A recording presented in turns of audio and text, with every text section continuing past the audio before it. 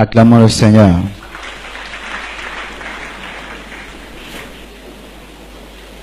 Le genre d'homme que les femmes n'aiment pas. Amen. Que ces femmes soient célibataires ou qu'elles soient mariées, les femmes n'aiment pas de tels hommes. Et j'aimerais dire, ma sœur, si tu n'es pas mariée, tu as déjà la grâce de ne pas être mariée, parce que être célibataire, des fois, est une grâce. C'est souvent dans les églises de réveil qu'on pense qu'être célibataire est une malédiction, mais des fois, être célibataire est une grâce parce que tu n'as pas encore fait un mauvais choix. Et je suis très sérieux.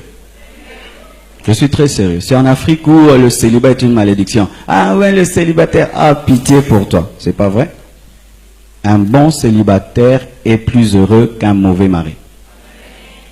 Quelqu'un qui est heureux, sans homme ni femme, est plus heureux que toi qui as épousé une mauvaise femme, un mauvais mari. Ne permettez pas à certains mariés de vous ravir votre joie de célibataire. Parce que celui qui sait très bien vivre son célibat sera un bon mari. Mais si tu vis ton célibat en te plaignant, lorsque tu vas te marier, tu ne sauras pas être un bon mari. Car les bons maris et les bonnes épouses, ce sont des personnes qui ont été heureuses dans leur célibat. C'est ainsi qu'ils apportent aussi le bonheur dans le mariage. Si tu n'as pas su être heureux seul, c'est difficile de rendre quelqu'un heureux. Très sérieux, très sérieux. On ne fait pas de courses dans le mariage. Si l'autre a trouvé, toi tu n'as pas trouvé, tu dois attendre. Et s'il y a un écart entre toi et l'autre de 10 ans, tant que tu n'as pas trouvé, tu n'as pas trouvé. Les autres se sont mariés, je dois me marier. Non. Les autres ont trouvé, tu n'as pas trouvé. Et ce n'est pas parce que quelqu'un aussi dit qu'il a trouvé qu'il a trouvé. Peut-être qu'il s'est précipité. Et nous voyons un exemple d'une femme qui s'est mal mariée. Cette femme était une femme belle, une femme sage, une femme sensée, c'est ce que dit la Bible. Toutes les qualités qu'il faut pour être heureuse, n'est-ce pas? Hospitalière, sensée, humble, capable de servir un roi et de se dépêcher à la place de son mari. Mais elle a épousé qui?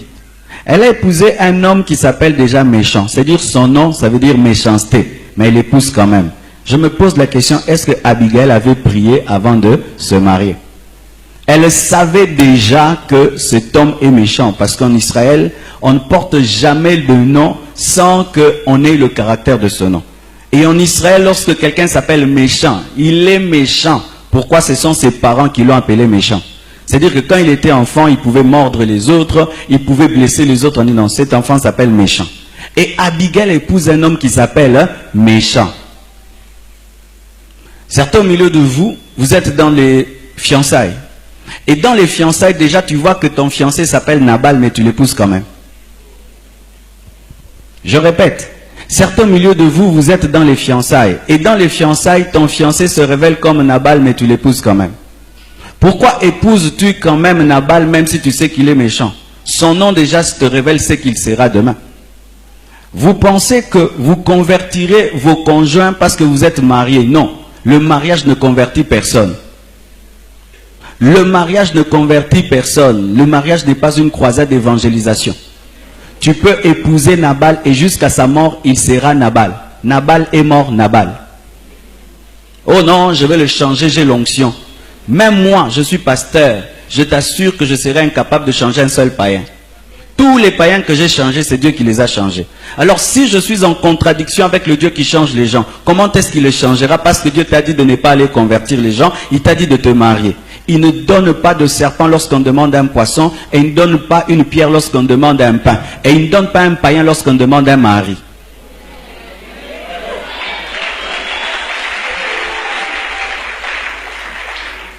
Si tu épouses un serpent, tu veux le convertir en poisson, fais ton miracle.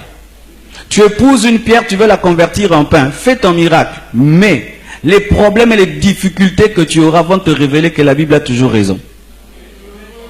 Parce que s'il y a un miracle compliqué, plus que le miracle même de ressusciter un mort, c'est convertir quelqu'un. Mais je vois des gens qui se marient disant, elle va changer. Non, Dieu t'aime trop. Avant d'épouser quelqu'un, tu as déjà vu ses défauts. Dieu t'aime beaucoup. Parce que plusieurs se marient, n'ont pas vu le défaut. Mais toi, tu as vu qu'il s'appelle Nabal. Et tu l'épouses. Vaut mieux rompre 10 fiançailles que briser un seul mariage. Mais votre problème, c'est que lorsque vos fiançailles sont connues, vous n'arrivez plus à les arrêter parce que le pasteur est au courant. Non, même si je sais que tu seras malheureuse, divorce de ces... Non, même pas divorce, romps ces fiançailles. Au lieu que tu divorces. Parce qu'une fois que tu te maries, moi qui te donne des conseils de ne pas te marier, je vais te dire de rester dedans, de jeûner beaucoup. Ne venez jamais me parler de divorce. Jamais, jamais. Pasteur, mon mari, ceci. Même si c'est Satan en personne, je vais te dire, reste avec ton Satan. Mais, si quand tu es fiancé, même si toute la famille est au courant, même si toute l'église est au courant, tu sens que tu as fait un mauvais choix, tu as le droit de t'arrêter. Et je me pose toujours la question, comment Nabal a pu épouser Abigail, ou Abigail a pu épouser un tel qui est paradoxalement... qui est son contraire, son opposé. C'est-à-dire quand tu vois Abigail, tu vois Nabal, c'est le jour et la nuit, mais ils se sont mariés. Quand on regarde ton fiancé, on te regarde, on sent que vraiment, où est-ce que vous êtes rencontrés et vous voulez vous marier? Vous allez habiter où? Un aigle qui épouse un poussin, ils vont vivre comment? Le poussin va s'élever ou bien l'aigle va vivre sur terre? L'un de vous mourra. Car si le poussin veut vivre comme l'aigle, il va mourir dans les hauteurs. Et si l'aigle veut vivre sur la terre, il va mourir dans la bassesse. Les aigles se marient entre eux et les poussins entre eux. Alléluia. L'une des causes des malheurs dans les églises en termes de mariage, ce sont des mauvais choix. Ce ne sont pas les démons. Aujourd'hui, tous les problèmes dans les familles, c'est démons, démons. Non, la plupart des problèmes dans les mariages, c'est un mauvais choix. Tu portes le numéro 40 et tu vas acheter le numéro 50. Tu es un clown ou pas? Tu vas faire le clown. Et tu es numéro 40, tu choses du numéro 35. Tu auras mal ou pas? Tu auras mal. Ce n'est pas un problème de sorcellerie, c'est un problème de compatibilité.